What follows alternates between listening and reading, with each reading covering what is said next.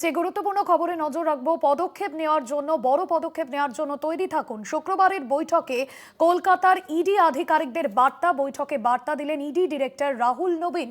বড় পদক্ষেপ নেওয়ার জন্য তৈরি থাকুন, এমনটাই ইডি আধিকারিকদের বার্তা দিলেন। কলকাতায় এসে ইডি আধিকারিকদের বার্তা দিলেন রাহুল নবীন।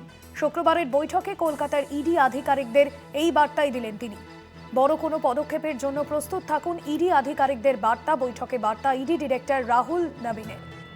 সুপ্রিম কোর্টের নির্দেশ অবধি অপেক্ষা করব এবং তারপরেই অভিযান। সুপ্রিম কোর্টের নির্দেশ পর্যন্ত অপেক্ষা করব, তারপরে অভিযান, এমনটাই ইডি ডিরেক্টর তিনি বৈঠকে বলেছেন ইডি আধিকারিকদের উদ্দেশ্যে। বড় পদক্ষেপ নেওয়ার জন্য তৈরি থাকুন, বৈঠকে বার্তা দিয়েছেন ইডি ডিরেক্টর রাহুল নবীন। শুক্রবারের বৈঠকে কলকাতায় ইডি আধিকারিকদের এমনই বার্তা দিলেন ইডি ডিরেক্টর রাহুল নবীন। আরো বড় কোনো অভিযান হতে পারে, তবে সুপ্রিম কোর্টের নির্দেশের পরেই বাকি সিদ্ধান্ত নেওয়া হবে, এমনটাই ইডি ডিরেক্টরদের বার্তা। ইডির বৈঠকে মূলত কয়লা পাচার সংক্রান্ত যে বিষয় এবং তার বিরুদ্ধে যে অভিযান, বড় পদক্ষেপের জন্য তৈরি থাকুন। রিয়া মাঝি রয়েছেন ফোন লাইনে। রিয়া, ইডি আধিকারিকদের কি বার্তা দিলেন বৈঠকের পর?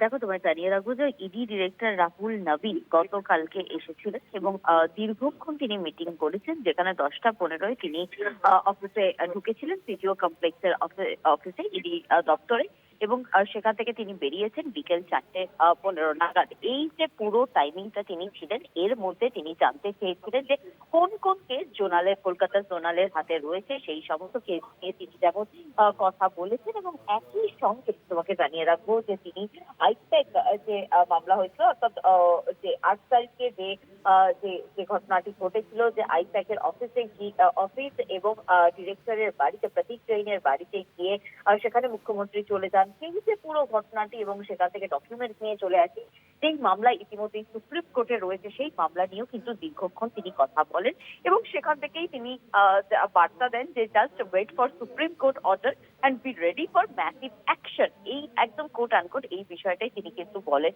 জোনালের অফিসারদের, বলে এমনটাই কিন্তু ইডি সূত্রে জানা যাচ্ছে। এবং একই সঙ্গে তোমাকে জানিয়ে রাখবো যে এই সুপ্রিম কোর্টের কাছে এই কেস রয়েছে, এই মামলা রয়েছে, এবং এই মামলার পরবর্তী হিয়ারিং রয়েছে 3rd ফেব্রুয়ারি, এবং যেখানে ইডির তরফ থেকে কিন্তু বারংবার একটাই বিষয় বলা হয়েছে যে এই মামলায় পার্টি করা হোক মুখ্যমন্ত্রী মমতা বন্দ্যোপাধ্যায়কে, কারণ তিনি যেভাবে এই যখন তদন্ত চলছিল, যেভাবে ঢুকে ইডির কাছ থেকে কাগজ নিয়ে তিনি বেরিয়ে এসেছেন, যেটা কিন্তু যথাযথ ঠিক নয়, এবং সেই কারণের জন্য ফার্স্ট অ্যাকিউজ হিসেবে নাম রাখার কথা বারবার আবেদন জানানো হয়েছে ইডির তরফ থেকে মুখ্যমন্ত্রী মমতা বন্দ্যোপাধ্যায়, এবং সেই নিয়েই কিন্তু বারংবার কলকাতা, আমরা জানি যে দিল্লি থেকে অফিসার এসেছিল এই রেড, স্পেশাল রেডের জন্য, এবং এই ধরনের রেড করতে গেলে কতটা কনফিডেন্সিয়াল রাখতে হয় এবং কি কি পদক্ষেপ নিয়ে এই রেড করতে হয়, সেই বিষয়েও কিন্তু বার্তা দিয়েছেন ইডি ডিরেক্টর।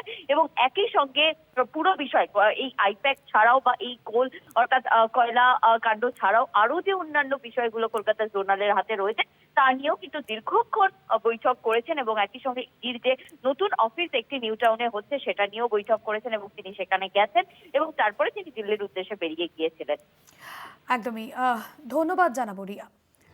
রিয়া মাঝি ছিলেন আমাদের প্রতিনিধি। শুক্রবারের বৈঠকে কলকাতা ইডি আধিকারিকদের বার্তা দিলেন ইডি ডিরেক্টর রাহুল নবীন, এবং আইপ্যাক তল্লাশিতে ঠিক কি কি হয়েছিল, সেই অভিযানে ঠিক কি কি ঘটনা ঘটেছিল তার পুঙ্খানুপুঙ্খ বিবরণও চান। এই সময় একটা দীর্ঘ সময় নিয়ে বৈঠকে এই বিষয়ে শোনেন ইডি ডিরেক্টর, এবং তারপরে যা যা পদক্ষেপ নেওয়া হবে তা সুপ্রিম কোর্টের নির্দেশের পরেই পরবর্তী পদক্ষেপ নেওয়া হবে, তবে বড় কোনো পদক্ষেপ নেওয়া হতে পারে এবং তার জন্য তৈরি থাকতে বলা হয়েছে ইডি আধিকারিকদের, এমনটাই বললেন, বৈঠকে বার্তা দিলেন ইডি ডিরেক্টর রাহুল নবীন।